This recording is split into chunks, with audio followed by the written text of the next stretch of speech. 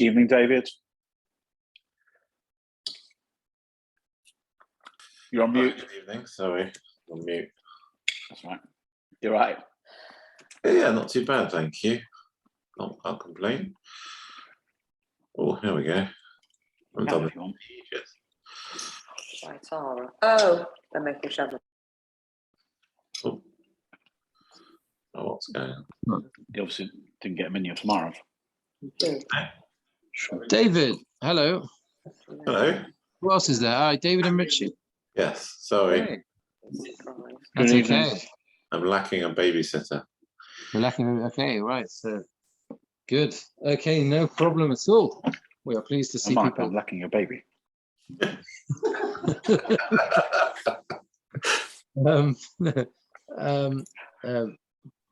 Jeremy, do you want to? Oh, that one. Oh, Johnny's here as well. Should we take down the stender? Or I'm going to be like peering at you through the stender.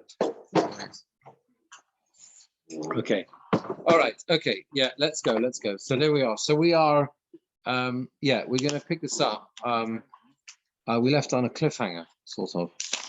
Yeah, we got. That's right. We got to the bottom of Chof Amud Aleph. Did you? Okay. Right. The bottom of Chof Amud Aleph. Yeah.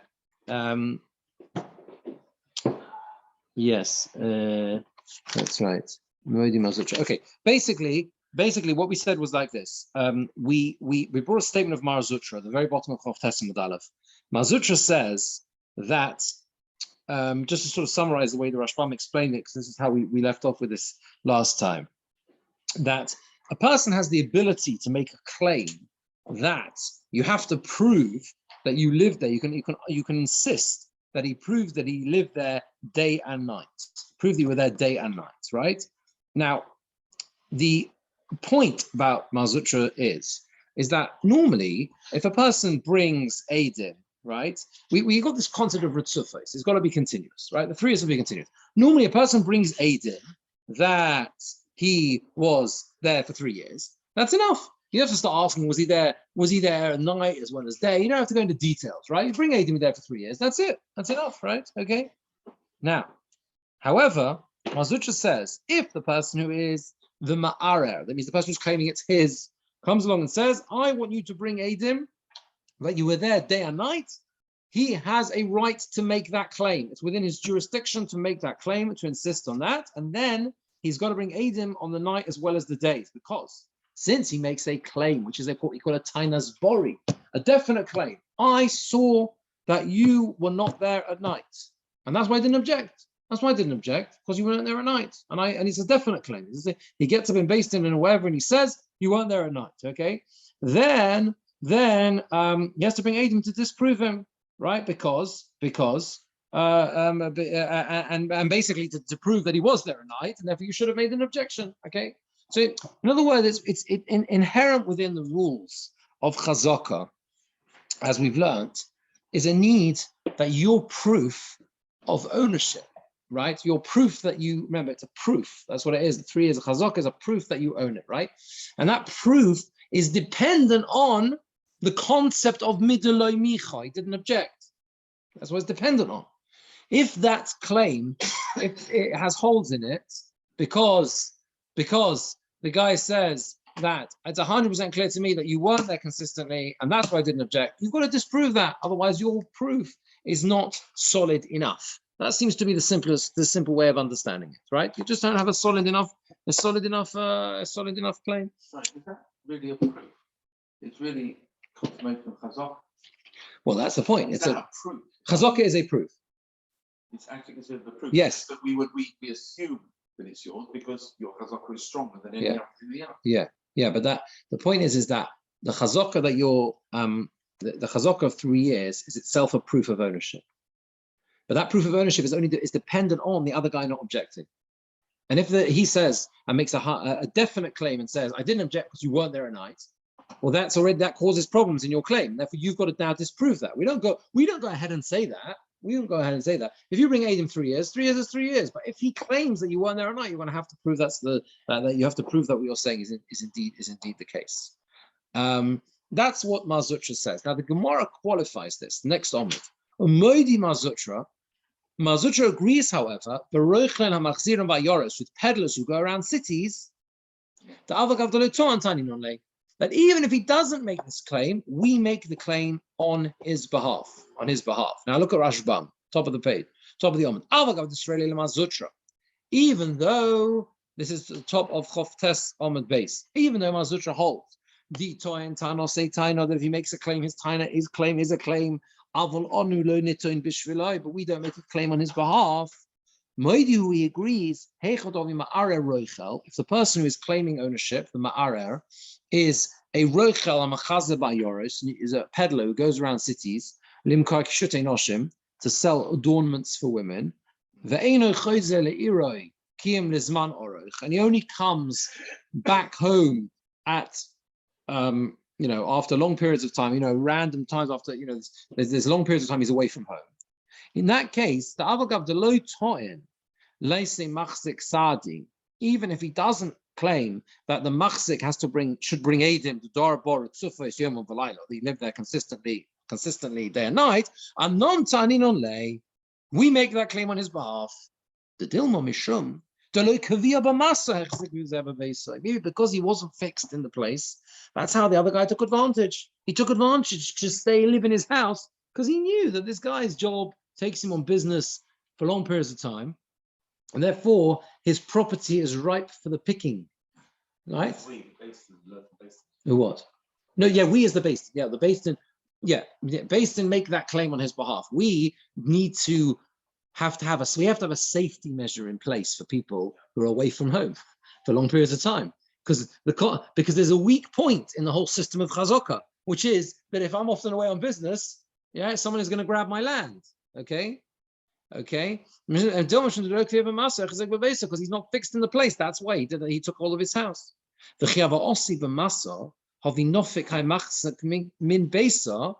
Okay, and what he would do, the concern is that whenever the guy turned up in the city, he left the house. And the ma'ara, the person who's claiming it's his, they never knew that he never knew that he was in his house, right? And that's why he was silent. Didn't object. That's why the machzik has to bring witnesses.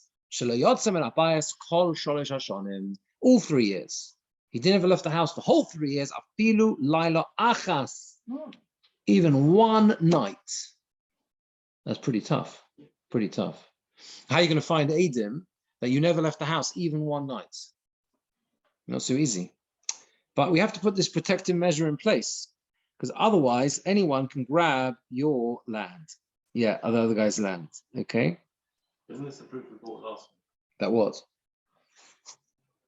About the fact that someone could claim that you weren't there every single night for those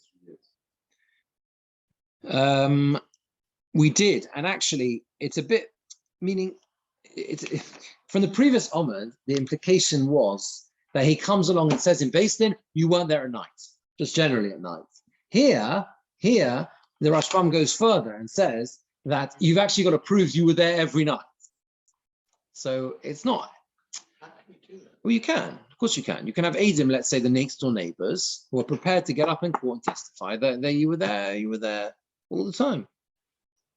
It might be difficult because you might have gone away for a day or two, and that makes it very difficult to actually take ownership. Then in that case, it's a bit difficult. I wonder whether everyone agrees with the Rashbam. Yeah. Then the Rashbam just adds a little bit about the Girsa. We don't have the text in the Gemora that Rava agrees. Rava doesn't discuss earlier whether we make a claim or he makes a claim for himself. We mentioned Rava earlier on, only Alibud Rav Huna Torah. It was just trying to answer Rav Huna's case. Rava was just sort of piggybacking onto Rav Huna and explaining Rav Huna's statement. We're going to come back to Rav Huna in a moment. Rav Huna was the one who made the original statement this whole sugya is about, which is the consistency of 3 years. We did mention Rava. Obviously, there were some versions of the Gemara that had it in here that Rava agrees. Rashbam says that's not right because Rava doesn't exist in his own in this sugya. All Rava does is just explain the opinion of Rav Huna. He gave an answer how the Mishnah fits with Rav Huna, but he wasn't expressing his own view here as such. Right. Anyway, that's how that is the qualification of Mazutra. So that we've said that although you, generally speaking, you don't need to bring proof that you were there every night. And if you just bring agent, you were there 3 years, that's okay. If the person makes a claim and says, I'm telling you, I know for sure you weren't there at night, then you're going to have to substantiate you were there night and day as well. But there's a protective measure in place for people who are often away. And those people, we make that claim on their behalf. The concept of ta'anin on is a very interesting concept. It's going to come up again and again and again in this parak. Sometimes there are people who are defenseless in their ability to claim. And Basin have to step in and make the claim. Yes, exactly, and overcompensate. Think about it like this. The person who is always on business is never going to be able to get up in Basin and say, I'm sure he wasn't there at night. Because he'd be a liar. We don't assume people are liars, right? He wasn't there. He can't make that. He's only comes back a few months a year. He cannot make this claim. And therefore, it's easy for him to be taken advantage of. Again, you can't think it's easy to think of these sugyas as like, treating people as crooks. We saw the other guy. He makes a claim that he wasn't. It's also simple. Most people are not going to do that. We have to rely on the fact that most people are honest and they're not actually going to have the chutzpah to stand up in Basin and say, I saw you weren't there at night, right? But this individual who's not in town, his whole ability to say that is removed because he's not there most of the time. So we have to, exactly as Jeremy said, we have to overcompensate and look after him. No, Basin don't need that. You see, Basin, when Basin make the claim, it's not the same as the litigant. So the litigant, has to get up in court and say, I am sure you weren't there at night. Well, he better be sure, because otherwise he's going to be lying in court. But for Basin to make the claim doesn't mean that one of the dayonim have to get up in court and say, you weren't there at night. It just means that we put an extra clause in the list of requirements, that you're going to have to prove that you were there all the time, because we know the setup is such that we need to put that defense in place. Why is based in effect siding? I mean, not siding, but why is based on the presumption with the muhsik? Is that an extension of amoti mechavera, maybe? Or is that? Well, here's the opposite. We're not siding with the muhsik here. Here we're siding with. Well, you have to remember that they're both. The muhsik. Sorry, the previous owner. Actually, so exactly, they both have some level of chazaka. There's the muhsik and then there's the cheskas mori kama, the original owner. The siding are they're not taking sides. They are putting a defense mechanism in place for someone who is in a naturally weaker position. You find similar things, for example, with there are various mechanisms in place to defend your somim. Based on a point, apotropos to look after them. Based on often step in where someone is in a weaker position through no fault. Just a higher burden of proof. Okay, higher burden of proof. Yeah, exactly. It's not like a registration process anyway. So this person needs to make himself known as being traveling. Yeah, for sure. A lot of work is done even today. Before anything, even today in Based, before anything comes to a din Torah. Right, there's a lot of work that goes on beforehand, right? You're setting up the case, what the story is, everything else, the details, right? So that's part of you'd have to assess it. You'd assess the details and then work out what the story is. Exactly. Yeah, exactly. So Umoider Rav Huna. Now the Gemara carries on and says that Rav Huna, who says, going back to the original statement of Rav Huna, so they were just 2 lines down on Chof Testament base, right? So Rav Huna, who originally was the one he was the whole sugya. He's got to be consistent. 3, ritzufos. He agrees b'chanusa de mechuzah in shops of mechuzah, which is the name of a place, where they only sell stuff during the day and they don't sell stuff at night. In such a place, right? They just sell stuff in the day and don't sell stuff at night. And therefore, in such a case, if he makes a claim and says about a shop that you weren't there at night, right? We're not interested. Why it includes shops? Just about the living in the shop or just owning the shop? You basically, we have someone who basically has for 3 years has taken ownership, and for 3 years has been using a shop. As a shop. And the person who claims to be the original owner comes along and says, very nicely you're using the shop, but you were never there at night. And it's got to be Ritzufa, it's consistent. And therefore you're leaving every day. Every day you haven't been, every day you've only been there during the day, not at night, right? So on that says the Gemora, you might say this is relatively straightforward, it should be obvious, right? But that is not a valid claim. Why? It was a farm. Yeah, it's like the farm. It's like the farm. The farm which is left fallow for the year that time. It's the same idea. Right, it's the same idea. Look at the Rashbam, second Rashbam. Even though you need consistent, has to be continuous, right? That day and night. In the shops of Mechuzah, shops that sell bread and wine. That's what it's talking about. The Itoyan, he makes the claim in also. We're not interested in his claim. Even if he didn't stay there and live in there at night, it's a good chazaka. Because their usage is only during the day. Here, the word living, like dira, is not. It doesn't mean residential. It means usage of the building. That's what the word dira here means. Right? So anything which is not true. Yeah.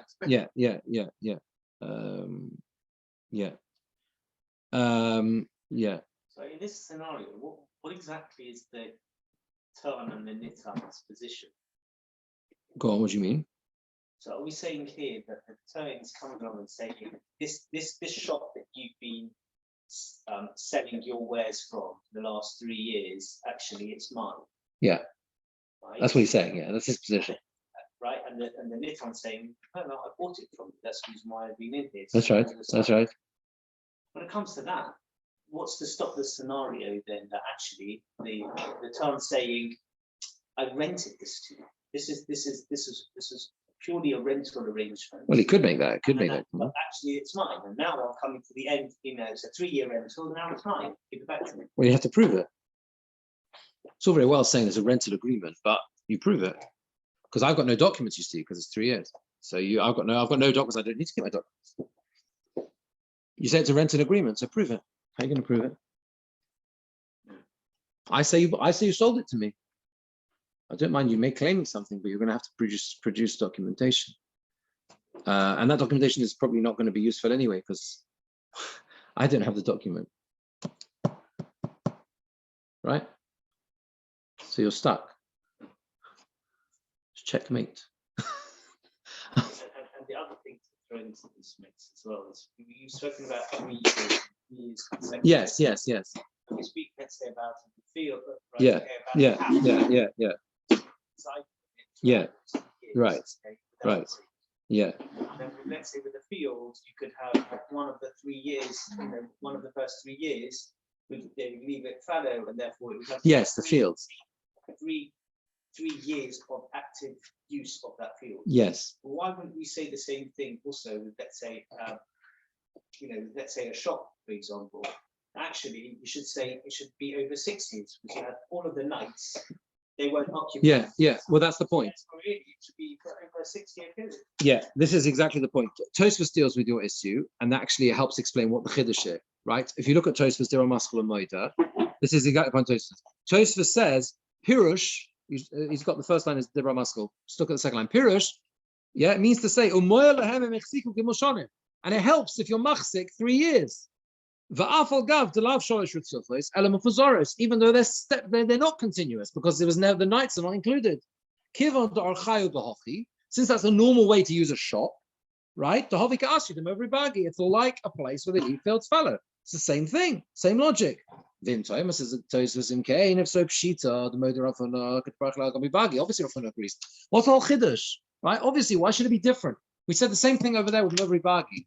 With the fallow fields, we asked, obviously, and then we went through a whole thing where it's talking about a place where some leave it fallow and some don't, right? We went through a whole thing. It's obvious. Why should you have to be there when you're not, people aren't in shops at night. So what's the chiddush? Tosfos says, v'yishlomar,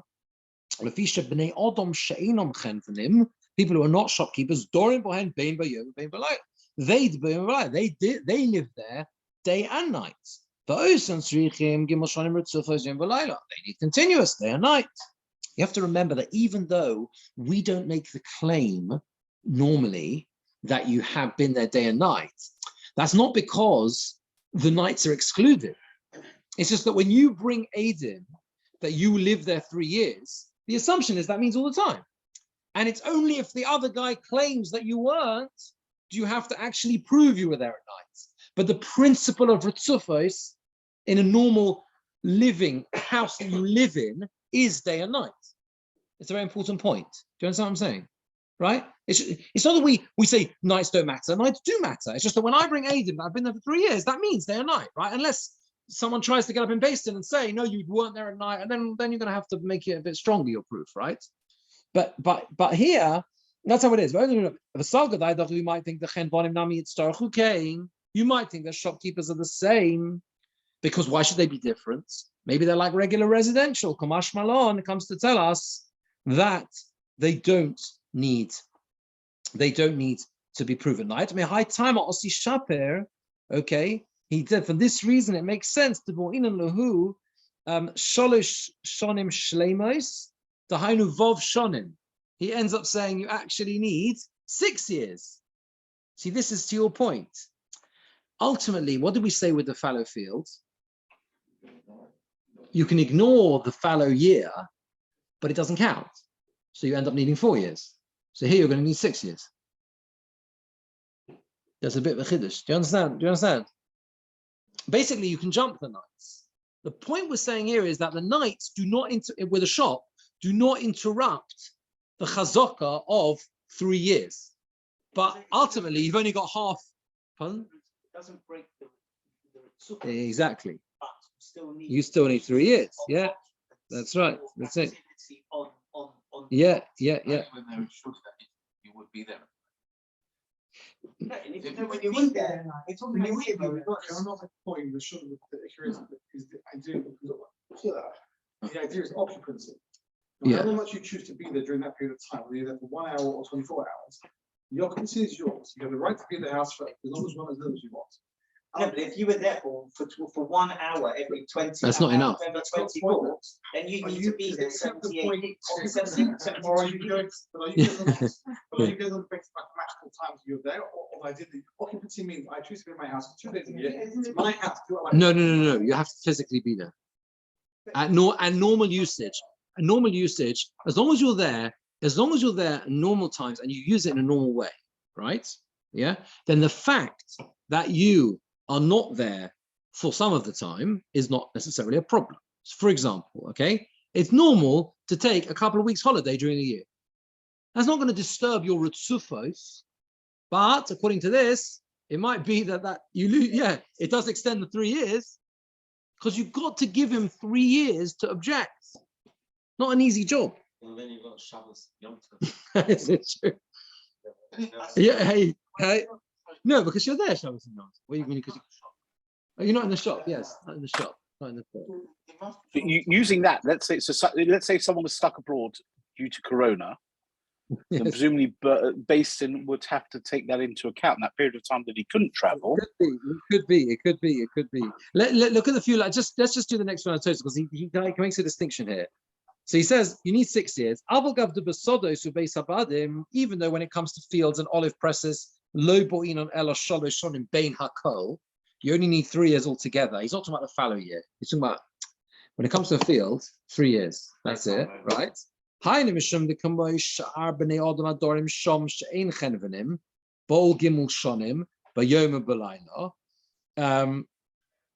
because that just like with other people who live there who are not shopkeepers, right? This is going back to the shop case. That's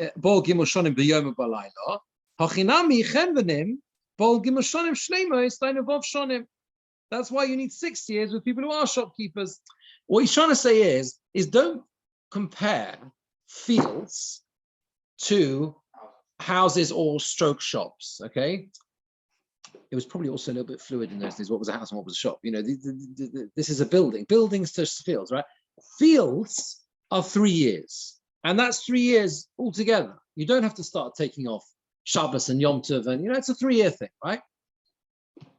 In order to make it, though, an equivalence when it comes to a house, you have to make it equal whether it's a house being used as a shop or a house being used as a residential dwelling. Residential dwelling, you need to have 3 full years, day and night. So if you're using this building as a shop, yes, you're also going to need 3 full years, which ends up being 6 years. Because you can only count the days. You can't possibly count the nights. Even if I want to count the nights, it doesn't help. Because no one's there at night. No one speaks in the shop. It's a shop. No, it's not. I use, so for example, nowadays, think about the high street. Yeah. You get mixed residency, you get a commercial unit on the ground floor, and you've got some flats above, right? So then you could say that building is occupied all the time. Yes. The shopkeeper in that scenario. So in that would be your scenario with the depend on you would need 6 years, right? Yeah. You need to give the moratorium of 6 years. Yeah. Before he could say, sorry, you've run out of, you missed your whole job. One second. Let Johnny finish. Go on, yeah. Okay.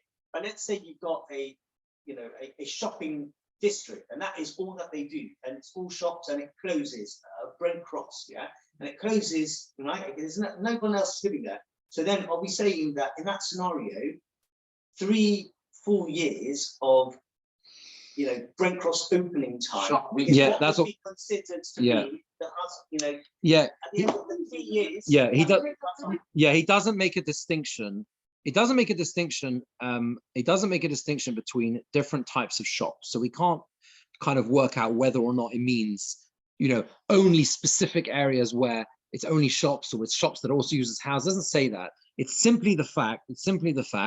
That when you have, the Maharsha here on Tosfos basically says that Tosfos understood that this sugya is matched with the sugya of the Muvri Bag, with the fallow fields. And that's why Tosfos takes it for granted that it must be 6 years, because just like over there, the whole din of Rav Huna, the sugya is about Ritzufos, and we say that the fallow field doesn't break, the fallow year doesn't break the Ritzufos. Here as well, the nights in between do not break the Ritzufos, but I still have to have 3, I have to have 3 full years, which ends up being 6 years. I'm sort of give there a shot. I hate to use the phrase, but for these 2 sources that you're quoting.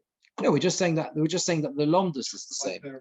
The lomdus is the same, and that is that you have to have continuous use. Why?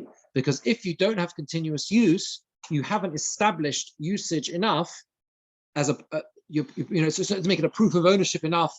The fact that the other guy didn't object, etc., etc. Now we are happy to swallow non-ritzufos if it's within the realm of normality, but you still need to give enough time for the person to object. And that is going to mean here 6 years. So how would that the halacha l'maisa, let's say due to COVID? Sorry. If you're saying what Richie, 1 second, Jeremy was asking. 1 second, Richie, come back a second. Go on. Is there a sufficient source? What we're learning this from? Yeah. Is it a Tekos Chaim that we're learning this from? This whole story? Yeah. This is all included in Takwana. Is there enough material within the Tekos Chaim that they brought? No, these are the svaras that support and explain the rationale and the basis for and how it works in practice. How the concept of Cheskas Habatim Gimel Shonim, which we said is a svara, so everything has to fit into that svara. That Takonos Chacham, everything has to fit into that svara. And that comes from that doesn't come from a svara. We did this. We dealt it. I think it's just ultimately Tekos Chaim. Yeah, and it's a svara. Yeah. So is there enough then this takana from the Chachamim to be able to understand what they meant when they? No, it's not like that. It's much simpler than that. You're thinking too complicated, right? We have a takana, and the Amoraim try to understand how, based on logic, because everything is svara here, right?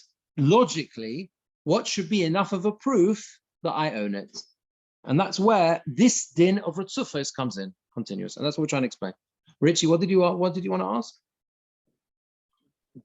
Given COVID, yes. Yeah. COVID, so how would that? So presumably, if you use the svara, then that period of chazaka would have to be extended because. L'chora, because you wouldn't have the ability to object, or at least he wouldn't hear about you and everything else. Yeah. But you'll see, because as we build up these as we build up these cases, you see more and more how the claim and counterclaim work. Yeah. Yeah. Surely what played through the COVID, but it's Yeah. from two angles here. It's not only that the person that was the knitter, He also couldn't the object. knitter Yeah. couldn't have been there for a certain period Yeah. of time because they were Yeah. barred legally from Yeah. being there. That's right. And also That's the right. Kohen was Yeah. barred from going out to be able to go there to So, see 100%. the wasn't there. So Exactly. And one of the things we're going to talk about is if you have a Tohen who lives in, for example, in the days of the Gemora, there was no travel between Yehuda and Galil. It's very common in Gittin, the same thing. Yeah, there was no travel. Whatever reason, they didn't get on. There were two different Medinas, Yehuda and the Galil, and that was it, right? And therefore, that's a problem. Because if I live in Tiberia and I've got property in Yerushalayim, no one goes between. So I can stand and shout as long as I like in Tiberia that that's my property, you're my house. No one's going to carry that information because people didn't travel between the two Medinas. Yeah, you understand? So it's not going to help you, right? So we'll come to that. Let's see the Gemara carries on like this. Story. Romi Bachama Zovanahi Amsa Badi Adodi. They bought a maidservant between the two of them. So they decided to share the usage of this servant. One of them used her to work for the first year, the third year, and the fifth year. And one used her to work the second year, the fourth year, and the sixth year. And all of a sudden, someone claims and says, you know that maidservant that you thought you bought? Well, actually, you stole it. It's mine. She was mine. You stole her. Right? Okay. Right. This is a problem. This is a problem, right? Because what did we say in our Mishnah? Yeah, Avodim was in the Mishnah. Cheskes Abatim, Beres, Avodim as well. Avodim is specifically listed in the Mishnah. Same rules. You've got to get your head around it. We're doing it with human beings. Same rules as Karka. Yeah, Avodim Mukshul Karkos. Right. Same rules as Karka. Novagir Lava. Also, the coming to Rabba, they came in front of Rabba, and we said to them, my time of these Suhochi.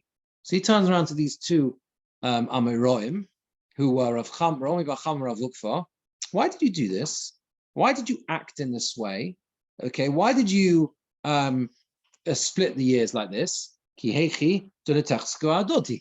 you didn't want each other to create a chazaka against the other one. That's why you said, you each thought, okay, it's interesting how they were worried that it's too great on the road. But anyway, better safe than sorry. So they said, you use with each other. Yeah. Oh, 1 second. So this is 1 second. So that's what you're saying. You did this because you wanted to make sure you didn't make a chazaka on each other. So you used 1 year each, right? So just like it wasn't a chazaka, it's not a chazaka for you. So it's not a chazaka of anyone else either. So you made an arrangement to prevent chazaka. And if it's preventing chazaka for against the two of you, you're also preventing chazaka against anyone else, which means that if someone comes along with a claim and says she's mine, yeah, the Morakama will win. The owner will win. The original owner will win, and she can get her. He can take her back. He can take her back. The original owner wouldn't win because no one can ever show the continuity. It's not because the principle is like this: unless I can prove through Cheskas Gimel Shonim that I own this property, these avodim, whatever, right? We have to flip it back to the chazaka of the Morakama. Remember, no one disputes that there. There isn't a dispute. I say no one disputes. They have a joint contract with this person in there's a chazaka between the two of them. So 1 second. So we're going to get to the contract in a second, okay? But let's leave aside a contract for a moment, right? Let's assume there's no contract, whatever. So then I'm coming along with an error. What does it mean I've got an error? I've got a claim. It doesn't mean I turn up and say, oh, by the way, she's mine. It doesn't prove it, right? Obviously, I've got documentation. I used to own her. Well, she was mine, whatever. Obviously, I've got documentation, right? If you did have documentation, and we're not talking about that. The classic case of No, of course we are. Always documentation. The claimant always has documentation. Has to be. In fact, the Rosh Hashanah was going to mention this explicitly at the end of the Omid. At the end of the Omid, that basically, if there's no edus for the ma'arer, at the end of the Omid, the Rosh Hashanah says explicitly, if that ma'arer, the person who's asking the thing, who's claiming it's his, has no edus, then there is a classic, what we call Pesha Osa, Pesha Hitter. If you remember this, right? For the machzik, what's pesha also pesha heter? Pesha also pesha heter is if I brought myself into a situation where I've created a problem for myself, I'm also believed to get myself out of that situation. And here is like this. I could have said she was always mine, or the field was always mine, because you've got no documentation to prove it's yours. And therefore, if I say I bought it from you, I'm also believed. That's called pesha also pesha heter, right? If you have no proof, there's no edim that you ever owned it, right? Then I could have just said to you, go away. Like, whatever, it's always been mine. So obviously we're talking about a situation where there's no either we agree you used to own it, which is as good as documentation. This person turns up and knocks on the door and says, that maidservant is mine or was mine. If we agree with you, I don't need a shtar now, right? If both Ram Vacham and Maravuk Vacham agree, then that's not under dispute, right? Okay, so it's either I've got proof that I used to own her, or there's some documentation to prove it, right? And if I've got that documentation, then you will not be able to defeat me unless you have a chazaka. And you don't have a chazaka because you have no chazaka against each other, you have no chazaka against anyone else either. Simple, right? However, coming to Eli's point, the cost of itra, this only applies if there's no shtar. Of course, Rashi Ram explains a shtar chalukah, a document detailing, a contract detailing the division of labor, the different years that you are each going to use this maidservant, right? Cost of itra kola islay. But if there was a shtar chalukah, a document contract drawn up between us, that we were each going to use for 1 year, then is a koil, and everyone knows about it, and he should have made a machar, he should have objected, he had the ability to do so, he heard about what was going on, okay? There's two ways of understanding this in the Rashbam, so we'll see how it works, but the principle is that if we've got a document, a contract about our arrangement, then we can then we can claim chazak. Understand? So can I just clarify again? So when we're saying in the classic case of term that we're speaking about, yeah, where you need to kick it, where the chazaka needs to kick in, yeah, to defend the nitah, yeah, it's always in the scenario where the Torah has documentary proof, or it's accepted by the nitah. Yeah. They don't challenge the Moroccan's claim that they had previously been the owner of fields. That's right. As they say in Japanese, gut gesagt. Meaning yes, that's right. That's correct. Because otherwise, who are you? Right? Who are you? I must have some proof, either Adim or a star or something, that I used to own this land. Otherwise, I'm not, that's obviously the case. We'll see. Yeah. This only applies to Shifta Knanas, right? Yeah. Because only Avodim, Avodim Hukshuluk Akos is learned from Beis Nachatem as some of the nation Machorecha, Resh Sachuza, right? Which is what Pashas Bahar. No, that's talking about isn't it Bahar? I think so. No? You know more than me. I think so. But basically, it's a Gemora elsewhere in Kiddushin elsewhere. Yeah, it's I think so. Yeah, it's every time. Yeah, I think so. That's where you have you own the guf, the Eved, and the Eved is. You can ask her to testify. No, she wouldn't be believed. Yeah. Okay, well, let's see this Rashbam here. Marish, there's two. Marish Tamish, third Rashbam first. Marish Tamish Rishona B'cholo. Ovedus Lozeh Shona V'Lozeh Shona. She works for this one for a year and that one for a year. Sheinechem ben Yochel Hachazik Bo Gimel Shona Mitzufa is Lavsid Chavero. So that neither of them can be machazik for 3 years, consecutive years, to make the other one lose out. That was the whole purpose. So that's why he said that means you've got no chazaka for someone else either, unless there is an itra. What is an itra? An itra is a shtar chalukah, a division document, contract, about Edim and with witnesses, that she should work for this one for a year and that one for a year. Now, Rashbam says, Yesh Meforshim, some explain this, when it says kola islay, there's a koil, there's a noise, everyone knows about it, meaning the hoyolo limchos miyad v'lo micha. And he should have objected therefore immediately. Everyone knew about it. There's a star drawn up. Everyone knows about this star. And he didn't object. And therefore it's chazaka immediately. It's as if he sold her to them in front of us. right? Shaharei hinichom lahovi edim, because he left them to bring edim. V'lichtov alav shtar chalukah v'shasai, and he let them write a whole document detailing the division, and he was quiet. So this is very interesting. The first pshat in the Rashbam, he's going to give a different pshat in a minute, is that basically sometimes you can land a killer blow, right? And you can knock out the whole requirement for Chesed Gimel Shanim. If you've done something which is so blatantly obvious, right? Such a strong sign of ownership, and the guy who is now claiming to actually be the owner, saying you stole it from me, right? Didn't object and didn't do anything when this big event happened, such as writing a contract and signing a contract with Adim to divide the usage of this maidservant. That's a knockout blow, and therefore there's no more need for Gimel Chazaka. It's Chazaka miyad immediately. Do you understand the concept? Because what is the logic of Chazaka? It's a proof that I own it because midoloi micha, you didn't object. Sometimes we can say immediately you should have objected. If it was so, there was such a blatant demonstration of ownership, such as the drawing up of a contract to divide the hours in this way between two people, that's such a public display of ownership that the fact that you didn't object means immediately it's not, immediately you lose it.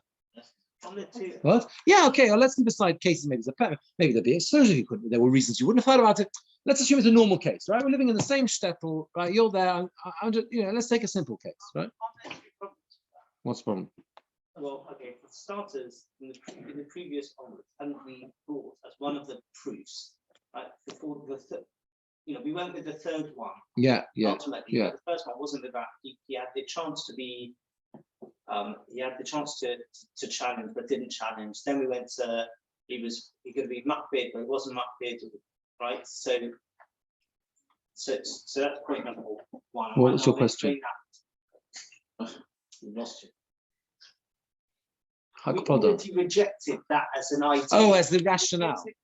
Say, yeah, you could have objected immediately, right? Okay, where you had like an opportunity, right? Some people could have objected earlier, like immediately, and they didn't. Some people are very particular, and therefore they should have been able to object much earlier on. And aside from that, what's different about this specific case of Itra, as opposed to any regular start of acquisition of a property? Right, again, you could say exactly the same thing, that he had the chance immediately, because, right, why do I need to wait and hold on to a document for 3 years when all said and done, we're saying that you had a shtar, right? There was witnesses that signed that shtar. Just say that's immediately. That was the Morikawa's opportunity right there and then to complain. Right? To me, it's a fair point. It's a fair point. I think the difficulty with this pshat, and that could be why the Rashbam doesn't like it, you'll see he likes the second pshat, not this one, is because it raises all sorts of questions. How do you define a one-off event that's so strong? Exactly, is it so clear that because there are two people involved that makes a big deal and that's like a public display, and therefore we say you should have objected immediately? It's a bit of a difficult thing to measure. It's a bit of a difficult thing to measure, right? So I think that's a fair point. I think it's a fair point. It could be that's why he doesn't like it. Let's see the second way he learns. Inami, alternatively, kivan de ekotarti. This is what the Gemora means, because there are both factors. Shnei chazaka mufuzoros ve'itra. You have both disjointed years of chazaka.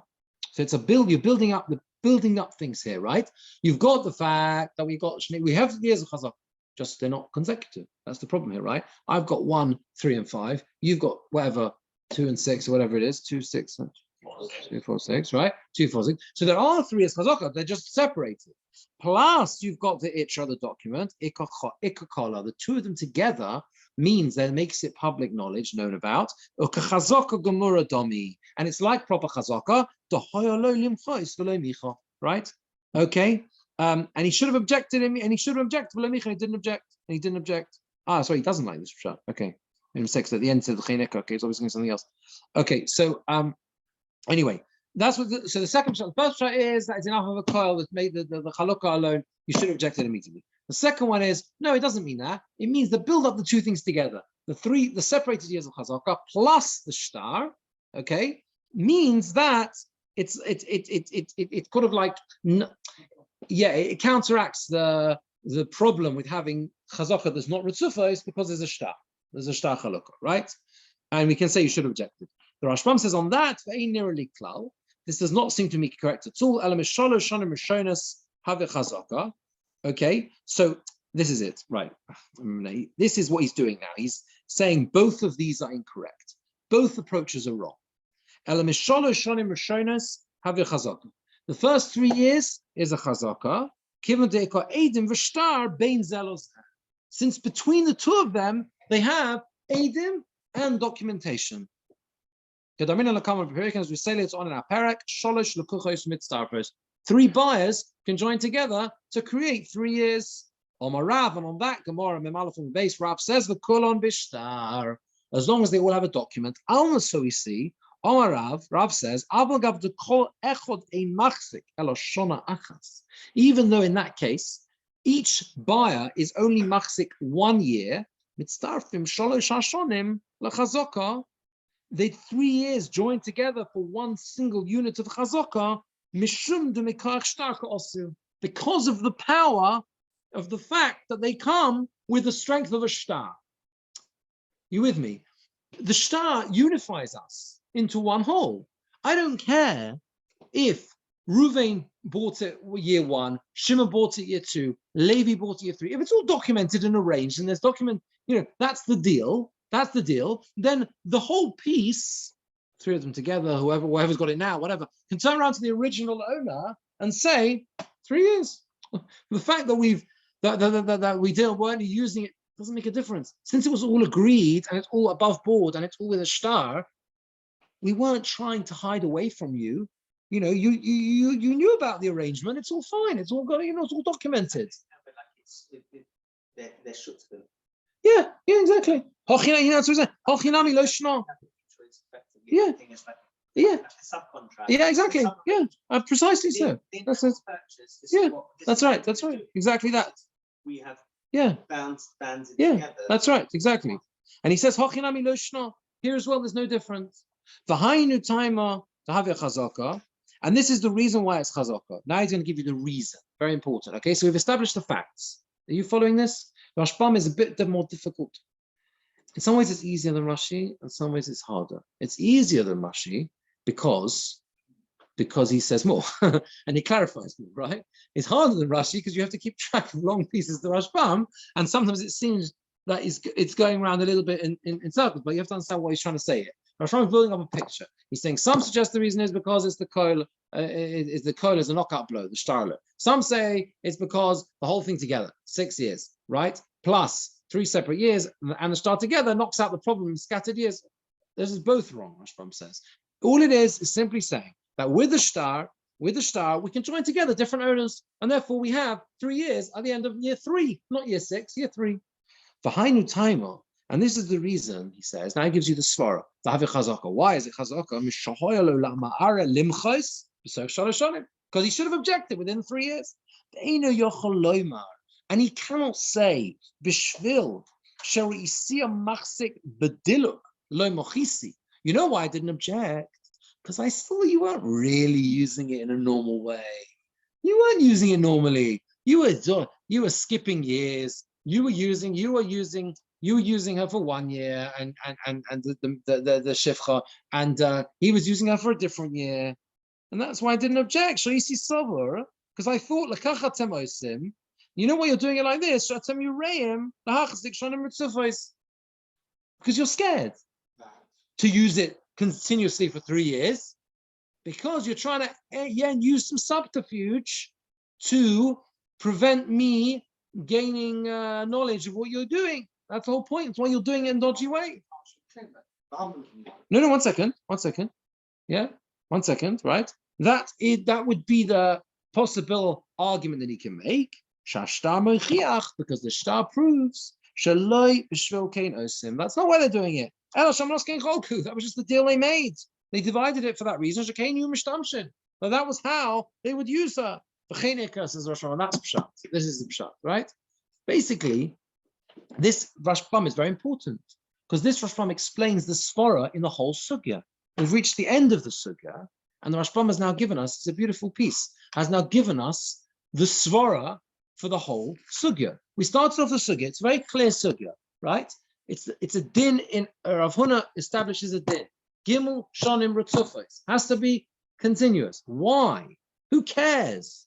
The answer is because any usage which is a bit abnormal, is a bit funny, is a bit evasive, like I'm here sometimes, but I'm not there all the time, right? Enables the ma'arer to say, I didn't object, because I saw you weren't serious, and I saw that you were using it, using it bits and pieces here and there. I saw that you were kind of like being a bit evasive, so I thought to myself, you know why he's being evasive? Because he knows he's not exactly playing a game. He doesn't really own it. He doesn't really own it. And he knows he doesn't really own it. And therefore, I didn't bother objecting because I know that I'm always going to, at the end of the day, I can show up whenever I like.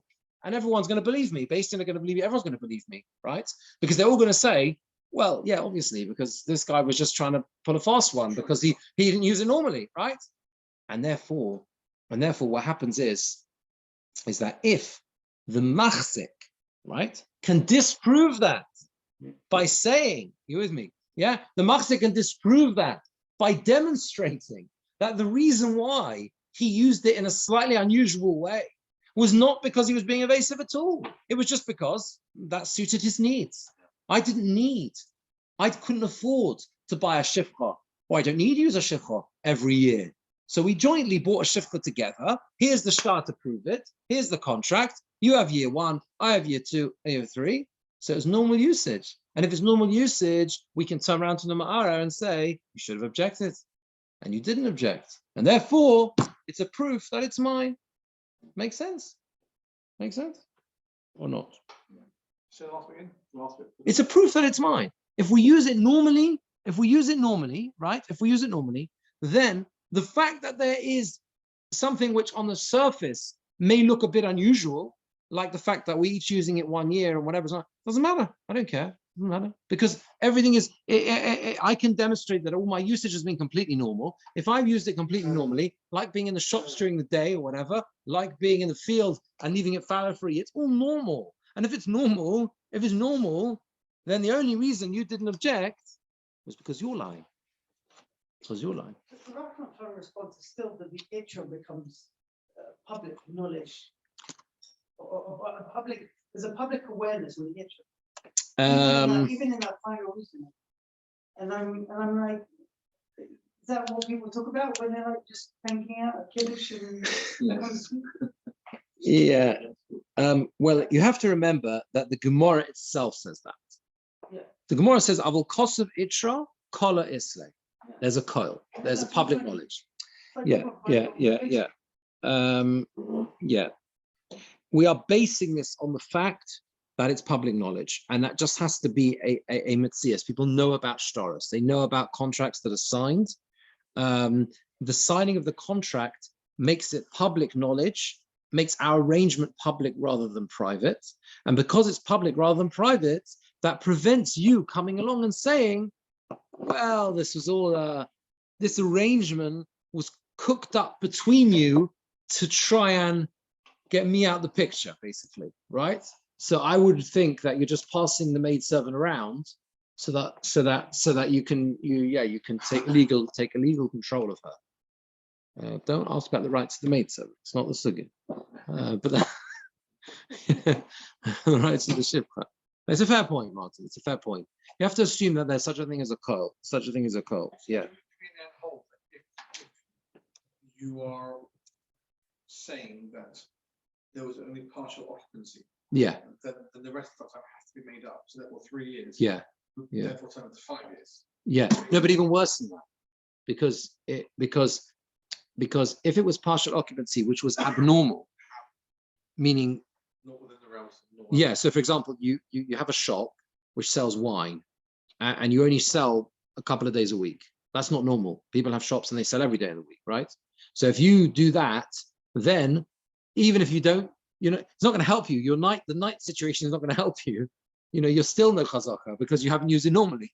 Unless you had some sort of contract saying that this was the way you. Yeah, maybe you could put together an alibi. You could say, I sell a certain fine wine that the minhag in this entire the entire valley of this part of the Shomron region, they only sell wines on Thursday and Friday. You can only buy this wine for shop. You know, you can create a story that means your usage is normal, right?